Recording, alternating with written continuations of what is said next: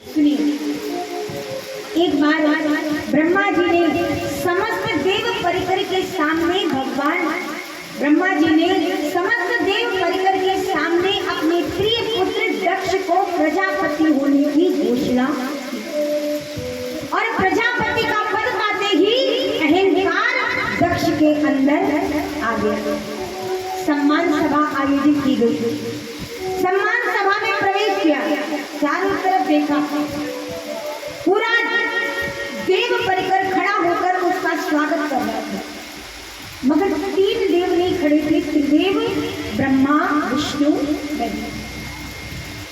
ब्रह्मा जी को देखा, बोले कि तो हमारे पिताजी हैं। भगवान श्रीमन नारायण को देखा, बोले ये हमारे आराध्य हैं। लेकिन जैसे ही दृष्टि पड़ी भगवान भोलेनाथ पर, बोला ये तो मेरा जामाता गया, इसने मेरा सम्मान नहीं किया। अनर्गल बातें बोलने लगा। श्रूयताम ब्रह्मा ऋषियो ते से देवा सहाग्रया साधूनां ब्रुवतो व्रतम्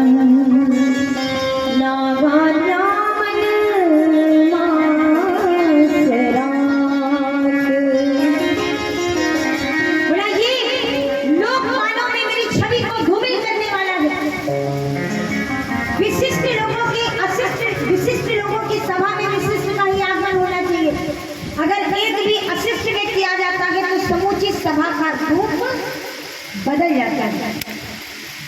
सबने देखा कि यहाँ पर अशिष्ट कौन आ गया, एक दूसरे को देखने लगे। तुम्हें समझ में नहीं आता, ये शंकर जो बैठा गया भूत प्रेतों के साथ में नग्न अवस्था में घूमता गया, तो इसे विशिष्ट लोगों के बीच में बैठने की सभ्यता नहीं। यशपालों ने मेरी छवि को धूमिल करता है। कुछ संतों ने कहा ये बिल्कुल सही कह रहा है। सच बात है कि मान लो कहीं मुख्यमंत्री जी का स्वागत समारोह सभा लगी हो और प्रधानमंत्री जी का आगमन हो जाए तो लोग मुख्यमंत्री को छोड़ दें। तो ये तो है देव, और जो शांत बैठे हैं वो है देवाधिदेव महादेव। तो इनको कौन देखेगा? और बाबा महादेव कैसे? एक बार भूत प्रेतों ने कहा, भगवान जिस समय भगवान श्री राम का विवाह हुआ तो विवाह का पूरा कार्यभार भगवान भोलेनाथ को दिया गया। भगवान भोलेनाथ सारी व्यवस्थाएं देख रहे थे, दूर से बोली की आवाज।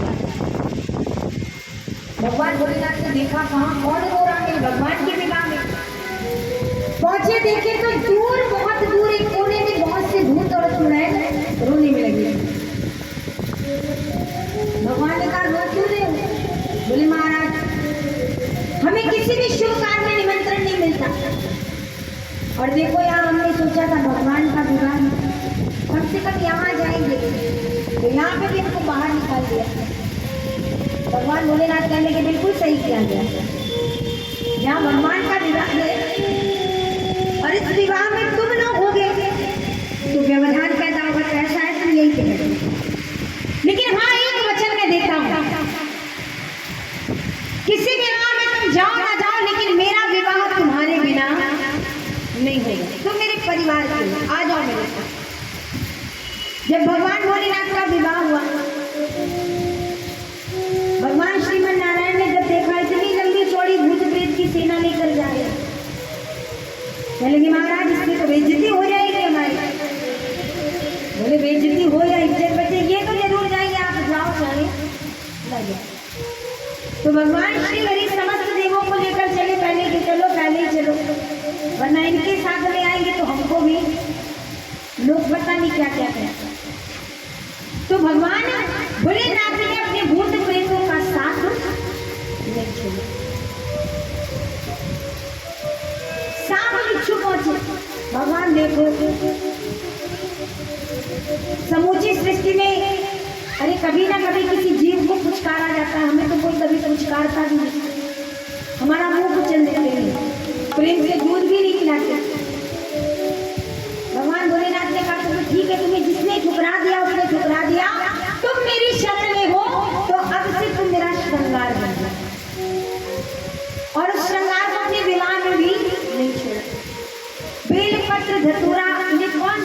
पसंद करता है।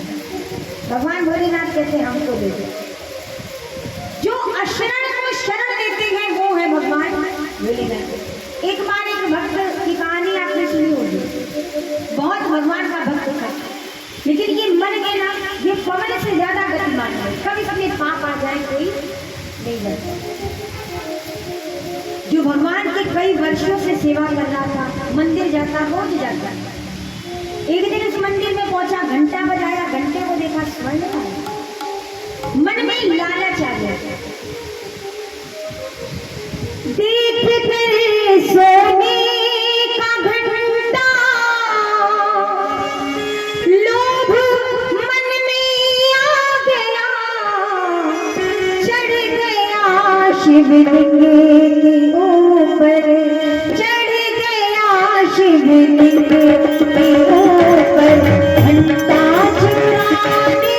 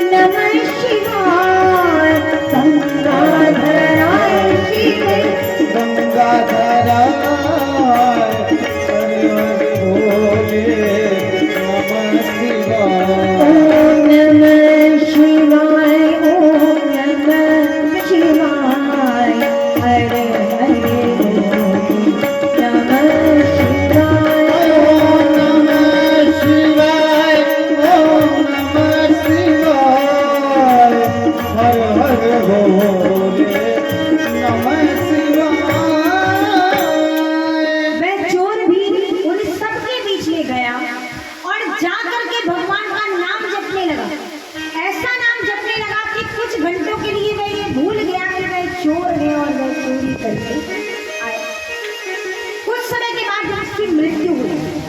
यम के दूध लेकर गए और जब यम के दूध लेकर के गए, चित्रगुप्त जी महाराज ने पूरा खाका खोल के देखा। बोले महाराज ये इतना बड़ा निशाचर, इतना बड़ा पापी, इसने कभी कोई पुण्य अच्छा काम नहीं। लेकिन ध्यान से देखा रहे महाराज, अभी इसको नरक में मत डाले। इसने एक कुछ पल के लिए, कुछ क्षण के लिए, कुछ घंटों के लिए भगवान का नाम जपा, और जब उसने नाम जपा है तो ये सब कुछ भूल गया था, सिर्फ भगवान का उस समय ये नाम जप रहा था, तब ये नाम में ही मगन था। तो बोले उसका प्रभाव कितना है, इसको क्या किया जाए? बोले इसको एक दिन के लिए स्वर्ग मिले। उससे पूछा गया बताओ भैया पहले स्वर्ग जाओगे कि नरक? उसने कहा देखो महाराज, नरक जाने के बाद स्वर्ग जाने लायक बच्चों के ना बच्चों इस बात की गारंटी, तो पहले मुझे स्वर्ग भेजो, स्वर्ग का आनंद छानू, फिर नरक में जाकर धक्के खाएंगे। उसे स्वर्ग में जाने के लिए कह दिया, और जब स्वर्ग में गया तो वहां पे भगवान के नाम का संकीर्तन चल रहा, भगवान के नाम का भजन चल रहा। उसने वहां पे भी भगवान के नाम का भजन किया, ओम नमः शिवाय, ओम हरे हरे योगेश्वराय शिव योगेश्वराय, हर हर भोले नमः शिवाय। योगेश्वराय शिव योगेश्वराय, हर हर भोले नमः शिवाय। ओम नमः शिवाय, ओम नमः शिवाय, हरे हरे नमः शिवाय। ओम नमः शिवाय, ओम नमः शिवाय, हर हर भोले नमः शिवाय। पूरा एक दिन मिला, पूरे एक दिन में उसने बराबर भगवान के नाम का स्मरण किया। अब यम के दूत आए, बोले चलो काम हो गया, अब चलो नरक में आ गया नंबर। एक बात बताओ, मरने वाले की भी अंतिम इच्छा पूछते और तुम तो मुझे नरक में लेके जा रहे हो, जो मौत से ज्यादा खतरनाक है, तो मेरी अंतिम इच्छा पूरी कर दो। बोले देखो यहाँ पर पूरा करने के लिए कुछ नहीं मिलता, सारी जिंदगी तुमको मिली थी, जीवन मिला था, तुम सब कुछ ना कर पाए, तो अब कुछ क्षणों में क्या कर लोगे? बोला महाराज देखो, मैंने कुछ घंटे, कुछ पल भगवान का नाम लिया तो मुझे यहाँ पर 24 घंटे मिले, यहाँ का एक दिन मिला, मैंने यहाँ पूरा दिन भगवान का नाम लिया है, तो सोचे मेरी कितनी करनी बन गई, और इतनी बनी है तो एक छोटी सी चीज दे दो। बोला क्या चाहिए? एक घंटा और दे दो। एक मानव तन पा करके जिसने भगवान को देख लिया, वो भगवान से सोने का घंटा मांग रहा है, और एक पापी मरकर जब ऊपर जाता है, जिसने यहाँ सारे जीवन कुछ नहीं किया, वो वहां पर सिर्फ एक घंटा मांगता है कि भगवान के नाम का दे दो।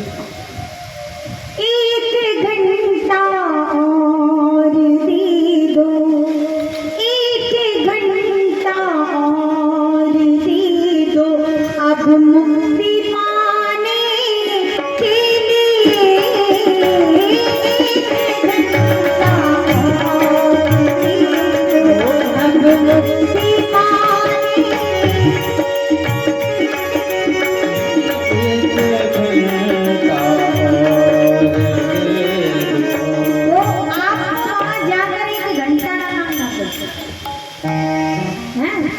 पता चला वहाँ एक घंटा मांग रहे हो, करीब बस कितने घंटे मिले थे ना जीवन में, इतनी लंबी आयु जी, उस लंबी आयु में सोचो कितने साल जिए, 50 साल भी अगर जिए, 60 साल जिए, तो एक साल में 365 दिन होते हैं, और उन 365 दिन के एक दिन में 24 घंटे होते हैं, उस 24 घंटे के हर घंटे में 60 मिनट होते, और हर 60 मिनट के हर मिनट में 60 सेकेंड होते।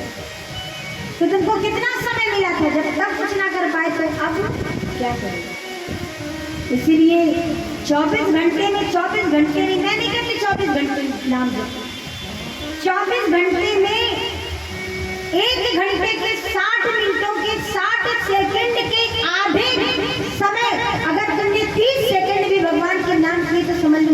पा लिया, सार्थक है। और अगर इतना भी नहीं कर सकते तो आपके मानव जीवन को धिक्कार है कि इतना केवल एक छोटा सा नाम नहीं जप सकते। भगवान भी पछताता होगा ऐसी मूर्तियों को बनाकर,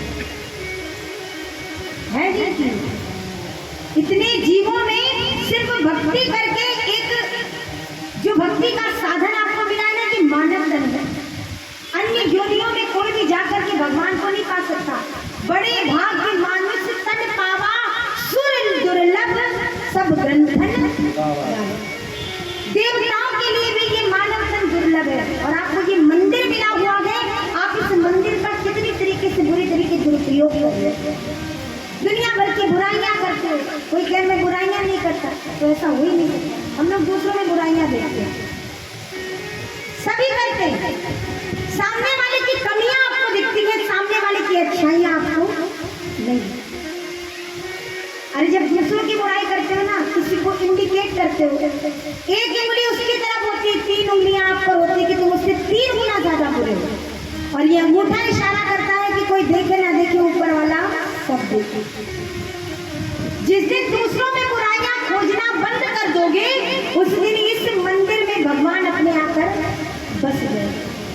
और जब तक आप अपने विकारों को समाप्त नहीं करोगे, लाख चप्पलें घिस लो, लाख पैसा लगा करके सारे तीर्थ यात्रा कर डालो, मगर किसी भी तीर्थ का कोई पुण्य आपको प्राप्त नहीं हो सकेगा जब तक आपके अंदर छल, प्रपंच और द्वेष समाप्त नहीं हो।